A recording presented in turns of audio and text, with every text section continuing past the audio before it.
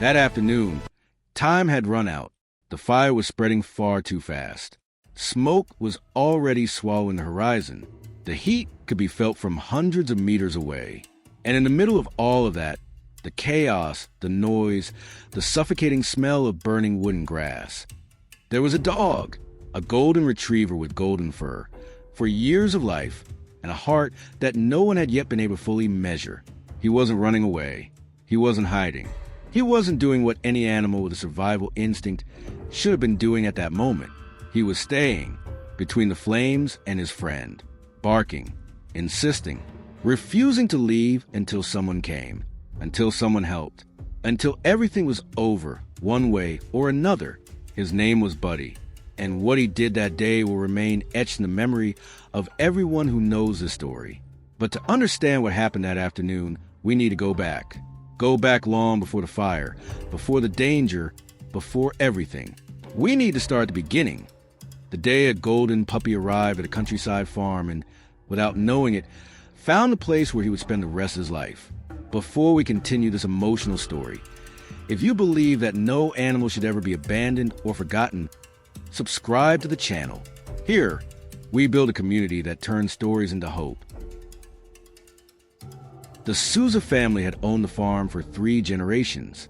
The grandfather had bought the land in the 1960s, when the region was still almost unknown. It was just over 80 acres of red soil, open pasture, and dense forest along the edges. It wasn't much, but it was theirs. Over time, the farm grew. Rodrigo Souza's father, who would take over property decades later, expanded the pasture, built a second barn, and planted an orchard at the back of the land. And when Rodrigo took over, alongside his wife Carla and their daughters Ana and Beatriz, the farm was already one of the most organized in the region. Not the biggest, not the richest, but one that worked, that produced, and that had a life of its own pulsing in every corner. There were chickens in the yard, a vegetable garden on the east side, an old mixed-breed dog named Farofa, who slept all day in the shade of the porch and only woke up at mealtime. And of course, there were the horses. Rodrigo had always loved horses. Since he was a boy, when his grandfather first lifted him onto one, and he felt bigger than he was. There was something about those animals, the way they moved, the intelligence that showed in their eyes, the relationship of trust that was built slowly, patiently, that he could never quite explain, but he never forgot it. As an adult, he had 2 horses on the farm, a mare named Soraya, gentle and old, good for the girls to learn to ride, and a young stallion, bought from a breeder in the neighboring state, who arrived at the farm at 2 years old with energy that overflowed through the gates. That was Treveo. Treveo was a quarter horse with a reddish-brown coat, every muscle in the right place, every movement with a precision that seemed calculated. When he trotted across the pasture, people would stop to watch. Rodrigo liked to say that on the day he went to pick up Treveo from a breeding ranch, the horse stepped into the trailer without resistance, without fear, and spent the entire trip looking to the small ventilation window, as if he were recording everything that passed by. He was studying the world, Rodrigo would say, always with a smile. From the very beginning, he was studying. At the farm, Treveo adapted quickly. He learned the boundaries of the pasture, identified the workers by their scent and their footsteps, and established a silent hierarchy with Surya that never led to conflict. She was older, he respected that, and that was it. Simple as that. He was an easy horse to handle, as long as you knew how to handle him. Precise, predictable, but not without personality. Treveo had opinions. If he didn't like something, you knew it. If he was in a good mood, you knew that too. He was the kind of animal you learned to communicate with, not through words, but through patience. And it was precisely that patience that created the most unlikely bond that farm had ever seen. Buddy arrived when he was 3 months old. It was Ana, the youngest daughter, who asked for him. She was 8 at the time, and according to Carla, her argument was so well structured that even Rodrigo, who believed the farm already had enough animals, ended up giving in. Ana had made a list, literally, with pros and cons. And at the end of the list, she had written in capital letters, "I'll take care of everything. I promise." Rodrigo said it was a comma after everything that convinced him. Any child who uses a comma correctly deserves a dog, he later joked, laughing.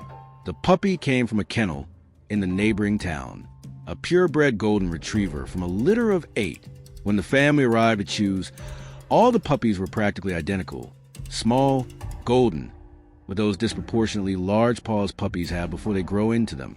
But Anna went straight to one who was sitting quietly in the corner, watching his siblings play. She crouched down, held out her hand, and the puppy sniffed slowly, then licked it. "It's this one," she said, and it was Buddy, a name chosen by Anna after 3 days of family deliberation that included a list of 42 possible names. Arrived at the farm on a March afternoon, inside a small box with a blue blanket that he completely chewed through in the first 2 hours. In the first few days, he explored every corner of the property with the unfiltered curiosity that only a puppy has. He sniffed everything, tested everything. He wasn't afraid of anything because he didn't yet know what he was supposed to fear. He went to the chicken coop and nearly got pecked. He went to the orchard and ate an unripe fruit that left his stomach upset for 2 days. He went to the porch and tried to wake Farofa, who opened one eye, assessed the situation, and closed it again with the indifference of someone who had seen too many puppies in his lifetime. And then, one afternoon, Buddy went to the pasture fence. On the other side, Treveo was grazing peacefully a few meters away, not paying attention to the small intruder who had just appeared. Buddy stood by the fence for a while, watching, sniffing, his head slightly tilted to the side, the way dogs do when they are processing something they don't completely understand. And then Treveo lifted his head. The two of them looked at each other. No one in the family was paying attention at that moment. No one saw exactly what happened in the following seconds. But when Carla looked out the kitchen window, Treveo was walking toward the fence, slowly, the way he did when he recognized someone. And Buddy was still there, now wagging his tail at maximum speed. The horse reached the fence, lowered his head, sniffed the puppy. Buddy barked, a tiny bark more out of surprise and fear. Treveo stepped back, snorted, and came forward again. And that was it. That was how it began. In the month that followed, their friendship grew in a way the family could only describe as completely crazy and completely normal at the same time. Every day, Buddy went to the pasture fence. Sometimes in the morning, when he was still sleepy and his fur was all messy. Sometimes in the afternoon, after running around the yard and burning off half his energy. Sometimes both. Treveo, in turn, seemed to know when Buddy was coming, because he would always appear on the other side even before the dog arrived, as if he could hear his footsteps from far away, as if he were waiting. They developed a language of their own. Treveo would snort in a specific way that Buddy recognized as a greeting. Buddy wagged his tail at a different rhythm when he was happy versus when he was agitated, and Treveo responded differently to each one. When Buddy barked too much, the horse would step back a little, not out of fear, but as if to say, "Easy, that's not necessary." When Buddy sat quietly by the fence, Treveo stayed close, like silent company. Rodrigo once tried to explain it to a neighbor who asked about the two of them. He thought for a moment and said, "It's like they agreed on something before they got here, and we just don't know what it was." Over time, Buddy began accompanying the workers when they went to the pasture to take care of Treveo. He stayed outside the fence, watching but present. When someone went in to brush the horse, Buddy would sit at the entrance and watch, serious, like a guard. When they finished, he walked back to the yard with the person, as if he had fulfilled an obligation. The family stopped finding it strange. It became routine. It became part of how the farm worked. Buddy took care of Treveo. Treveo took care of Buddy. And both of them, in their own way, took care of everyone there. The summer that year arrived earlier and stronger than expected. March hadn't even ended when temperatures were already climbing past 100 degrees Fahrenheit at midday. April was worse. May even worse. The rain that should have arrived in February never came, and what had been an ordinary dry spell slowly and quietly turned into a real concern. The pasture began to dry out. The grass, once green and tall, turned yellow, then brown, then that almost white beige color of something dead. The creek that ran along the back of property dropped until it nearly dried up. The water level in the artesian well fell in a way Rodrigo had never seen in 40 years on the farm. He took precautions, bought extra feed for the animals, because the pasture no longer sustained them like before, had the water pump checked, spoke with a neighbor from the adjacent farm about the situation, and the two concluded that this summer was unlike anything they had seen before. "This is too dry," the neighbor said, stamping his foot on the ground and lifting a cloud of dust. "Anything could catch fire." Rodrigo agreed, and made a mental note to check the barn's fire extinguishers. But life on the farm went on. Because life on a farm always goes on, there are animals to feed, fences to fix, equipment to maintain. There's no time to be afraid of something that hasn't happened yet, and so may move forward. The day everything changed began like any other. Rodrigo woke up at 5:30 in the morning, as always, drank the coffee Carla had already prepared, as always, went out to make his morning round of the property, as always. The horses were fed, the chickens were released, the water tank was checked. Buddy made his round too, that morning route he had developed on his own over the months, passing to the yard, the chicken coop, the garden, and ending inevitably at the pasture fence, where Trevello was already waiting for him. The two of them stayed there for a few minutes, in their routine, Buddy with his paws on the lower rail of the fence, stretching his neck, Trevello with his head lowered, letting the dog sniff him. The silent exchange of two old friends who don't need much to understand each other. After that, the day continued. Anna went to school. Beatrice, the older one, had left early for an activity in town. Carla stayed home, working on her computer. She had a small handmade crafts business that she sold online. Rodrigo went to the field with 2 employees to fix a section of fence that had given way in the drought. It was an ordinary Thursday, until it wasn't anymore. It was 3:37 p.m. Buddy was in the yard, lying in the shade of a mango tree, when he stopped. It wasn't gradual. It was sudden, like a switch flipping. 1 second he was there, resting, his eyes heavy with post-lunch sleepiness.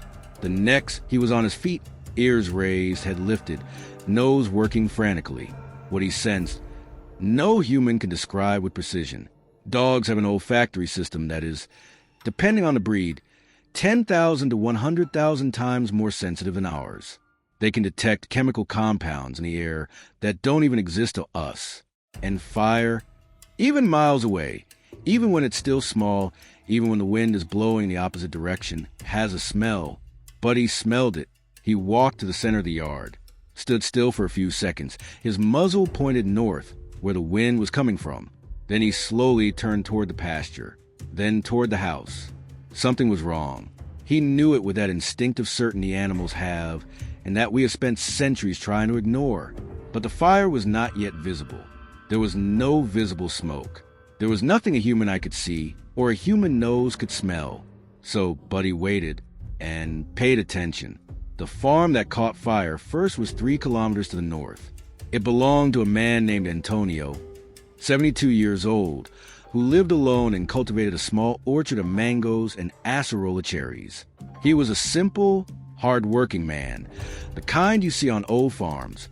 Wakes up early, goes to bed early, doesn't like to bother anyone. That afternoon, Antonio was burning a pile of dry branches he had gathered at the back of his land, a common countryside practice, though increasingly prohibited, to clear land before planting. It was something he had done dozens of times in his life. He knew what he was doing.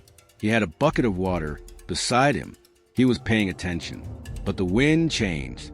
In seconds, an ember that flew higher than it should have landed 5 meters away, in the middle of a patch of dry grass he hadn't even noticed.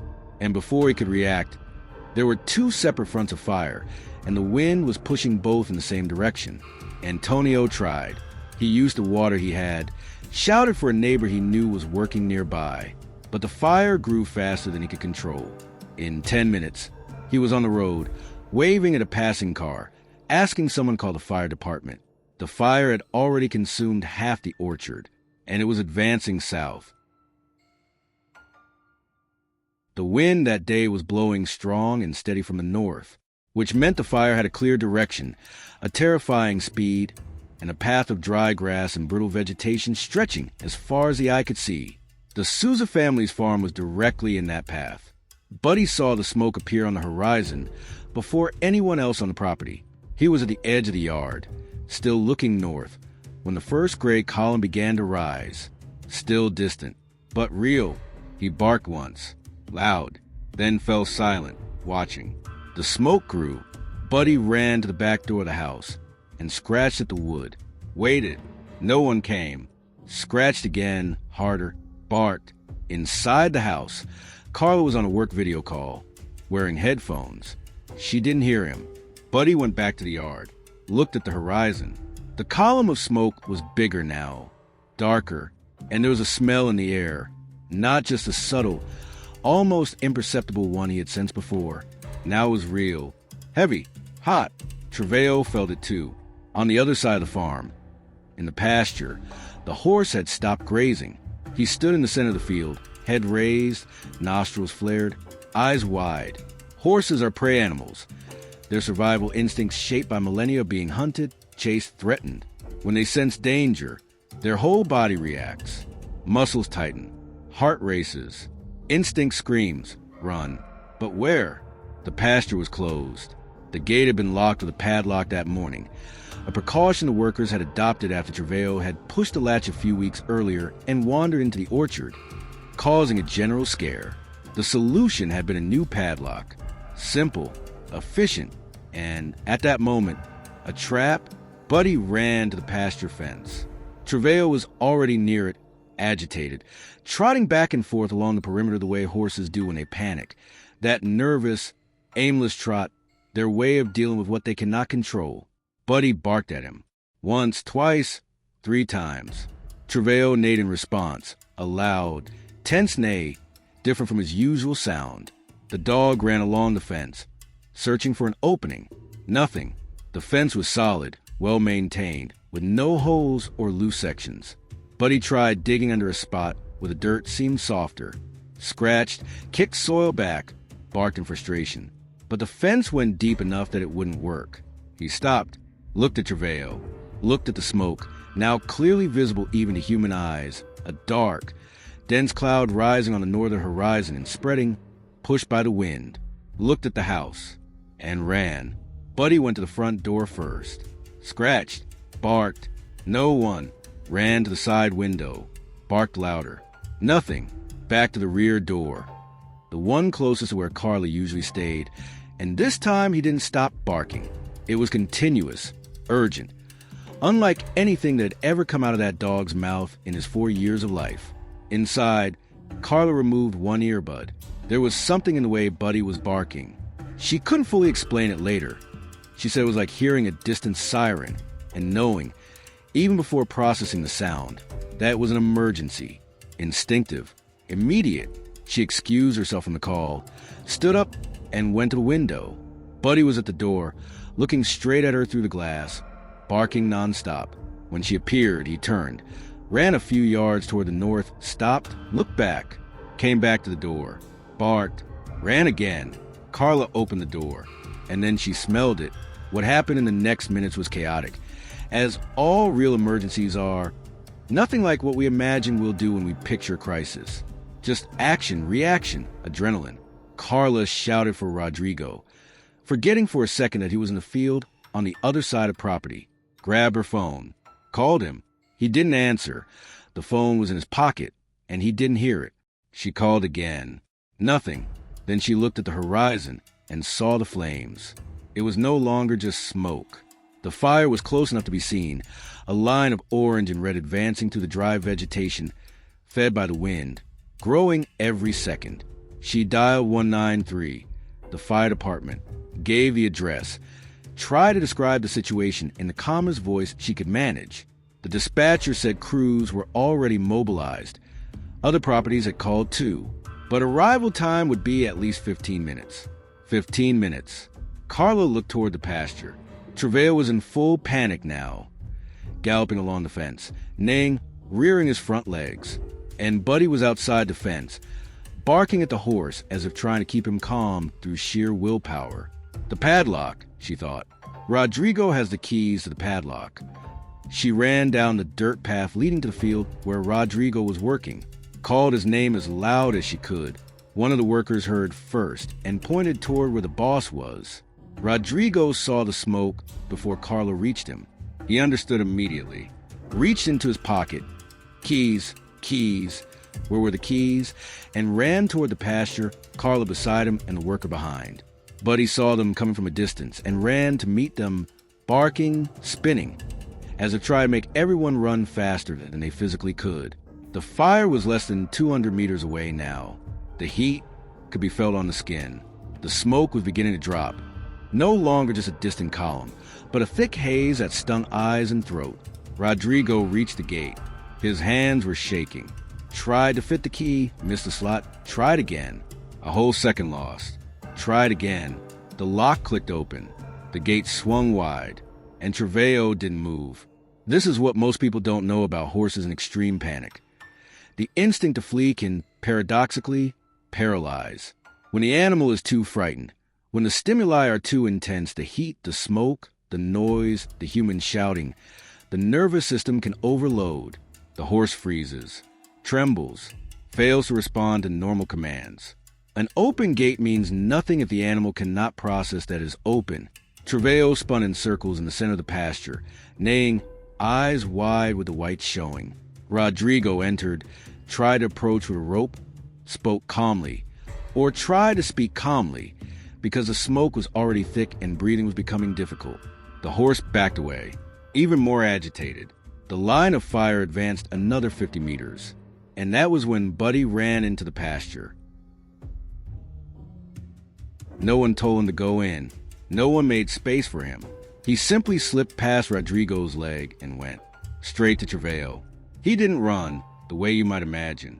He walked with a strange steadiness for a dog in the middle of flames, in a situation of extreme danger, as if he knew exactly what he was doing. He stopped right in front of the horse. Treveo looked at him. Buddy barked. Not that frantic, urgent bark he had used all afternoon. It was different, shorter, more direct, almost like an instruction. The horse snorted. Buddy stepped back once, barked again, and Treveo took one step forward. What followed was something Rodrigo later described as the most surreal thing I've ever seen in my life, and I've seen a lot on a farm. Buddy kept backing up slowly toward the gate, stopping at every step to check if Treveo was following. And Treveo followed. Not quickly, not without hesitation, but he followed, step by step, the dog and the horse, moving together out of danger, as if they had rehearsed it somewhere none of us can see. Carla said she started crying the moment she understood what was happening. She couldn't stop herself. When Treveo crossed through the gate, Rodrigo secured her with a rope and quickly led him away toward the opposite side of the property, where there was a masonry shelter that could offer some protection. Buddy ran alongside them the entire time. The firefighters arrived 11 minutes after Carla's call. 2 trucks from the main road, plus one from the side access that one of the firefighters knew.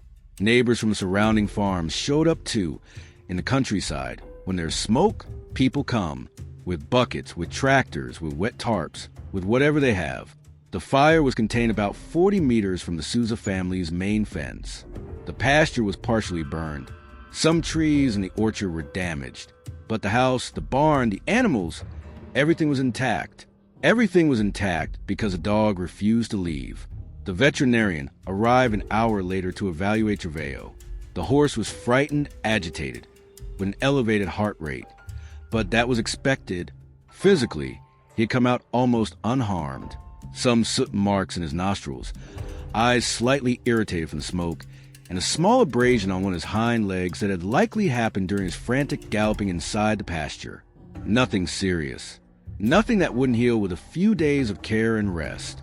The veterinarian said the situation could have been very different. That horses trapped in fires, especially in a state of panic, often suffer serious injuries trying to escape, breaking fences with their bodies, hurting themselves in desperate attempts to flee, or worse, freezing and failing to get out in time. He was lucky, the veterinarian said. Rodrigo looked at Buddy, who was lying beside Treveo in the shelter, his head resting on his paws and his eyes open, still watchful. It wasn't just luck, he replied. That night, after firefighters left, after the neighbors went home, after the veterinarian departed, and the farm returned to a heavy, exhausted silence. The Souza family sat together on the porch. No one had much to say. Sometimes things are too big to fit into words right after they happen. You need time to process, to understand the size of what almost happened, to truly feel the relief, the kind that comes from deep inside, from the place where fear lives. Buddy was in the middle of them, lying between the chairs, belly up, paws in the air, already completely relaxed. With that ability dogs have to drop away a moment like that and simply rest, without carrying anything into the next minute. Anna placed her hand on his fur. Buddy opened one eye, wagged his tail once, closed it again. In the days that followed, Treveo recovered faster than expected. The veterinarian returned twice to monitor his progress, checked his eyes, his airways, monitored his heart rate. The horse was eating well, drinking well, and had regained the calm demeanor that was characteristic of him. Within a week, he was practically back to normal. Buddy continued his routine of going to the pasture fence every day, and Treveo continued appearing on the other side when the dog arrived, as if nothing had happened, as if it had been any ordinary week. But one thing changed. Rodrigo never locked the pasture gate with a padlock again. He installed a different latch, one that could be opened quickly from inside or outside without a key. Simple, but important. You learn the lessons life gives you, he said. You learn fast, and you don't forget. The story reached town before the family even had time to tell everyone themselves. One of the firefighters had filmed part of the aftermath and posted it on social media. Not the most dramatic images, but enough to provide context. A neighbor who had helped fight the fire told his wife, who told her sister, who worked at the local newspaper. Within 3 days, there was an article. Within a week, the article had been shared by animal pages all over the country. Within 2 weeks, a regional TV station sent a crew to do a feature. The family hadn't sought any of it. They weren't the kind of people who look for attention. Rodrigo gave the first interview with the expression of someone who would much rather be tending the farm than speaking to a camera. But he understood that Buddy's story deserved to be told, because it was a story that needed to exist in the world. The messages that came afterward numbered in the thousands, from all over Brazil, from other countries. Even, the article was translated and shared on animal pages in Portugal, in Argentina, and on some European websites focused on positive stories.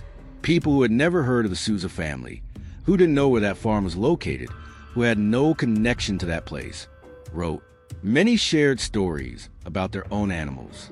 Dogs that had alerted families to gas leaks, to intruders, to children in danger. Cats that had woken owners during seizures. Horses that had drawn attention to injured animals in the field.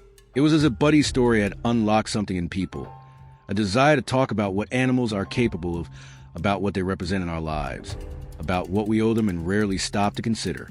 One of the messages Carla kept was from a 73-year-old woman from Minas Gerais, who wrote it by hand, scanned it, and sent it by email, yes, handwritten and scanned, saying she had lost her dog 6 months earlier, and that reading about Buddy had been the first moment since then that she had been able to remember her animal with joy and not only with longing. Thank you for letting us know that they truly love us, the woman had written. We already know it, but it's good to be reminded. Months later, life on the farm returned to its usual rhythm. The drought eventually passed. The rains came in July, heavier than normal, as if the sky were paying off a debt. The pasture recovered. The orchard bore fruit. The stream began flowing strongly again. Rodrigo repaired the sections of fence that had been damaged by the fire. He planted new trees along the edge of the pasture that had burned. He bought a better irrigation system for the vegetable garden. And Buddy kept being Buddy.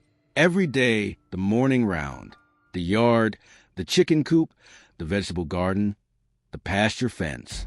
Treveo on the other side, waiting, the two of them in their own conversation, in their own language, in a rhythm only they understand. Anna grew a little older. Beatriz started college. Carla expanded her handicraft business. Rodrigo bought a few more acres of land along the edge of the property. Life moved on, as it always does. But there was something different now. Something that anyone who visits the farm can feel, even without knowing the story. a different kind of attentiveness the family has toward the animals, a gratitude that doesn't need to be spoken out loud because it's present in everything. In the way Rodrigo double-checks before closing any gate, in the way Anna stops whatever she's doing whenever Buddy barks in a different tone, in the way Carla sometimes looks at the dog with an expression that's hard to name but has everything to do with debt and love and surprise. There's a question people always ask when they hear this story. Did he know what he was doing? And the honest answer is, we don't know. Animal science has advanced a great deal in recent decades, but there is still much we cannot measure or explain about what happens inside a canine brain in a moment of crisis. Buddy didn't have a plan. He didn't calculate risks. He didn't weigh options. What Buddy had was something older and simpler than a plan. It was a bond. It was attachment. It was that thing we call loyalty, because we don't have a better word. But in practice, it's just this. I'm not leaving while you need me. And that instinct, that bond, that choice that isn't quite a choice because it's deeper than any conscious decision, that is something human beings have spent millennia cultivating in dogs. Not for fire situations, not for dramatic rescues, but for everyday life, for companionship, for that constant presence we sometimes underestimate until the day it makes a difference between a good ending and an ending we don't even want to think about. Buddy didn't save Trevejo because he was a hero. Buddy saved Trevejo because he was a friend. And deep down, there's no difference. There's an old teaching that says true loyalty isn't declared. It's proven, not in calm moments, not on easy days, not when it costs little. It's proven in the moments when the danger is real, when the simplest, most rational, safest alternative would be to leave, and you choose to stay. Buddy chose to stay. Not once, the entire afternoon. Every bark a renewed choice. Every second of fire advanced, and he remained there. Every moment he could have left and didn't. All of it was the same choice repeated. I'm staying. I'm not leaving while you need me. We spend our lives searching for that kind of loyalty in the relationships we build. In friendships, in romantic relationships, in partnerships. We want to know that when the fire comes, and fire comes for everyone in different ways at moments we don't choose, there will be someone who stays. And sometimes it's someone has 4 paws and golden fur and doesn't understand a single word you say, but understands everything that matters. Buddy didn't read about friendship. He didn't study loyalty. He didn't watch any videos about what to do in case of an emergency. But when the time came, he knew, because true friendship doesn't need instruction. It doesn't need training. It doesn't need anything other than a real bond, built day by day, morning by morning, fence by fence. And when that bond is real, when it is genuine, when it has been built with time and presence and attention, he simply knows what to do. If stories like Buddy's touch your heart, if you believe animals deserve more care, more respect, and more love, then subscribe to the channel. Let's build together a community that gives a voice to the animals no one sees. Because every story shared can save a life.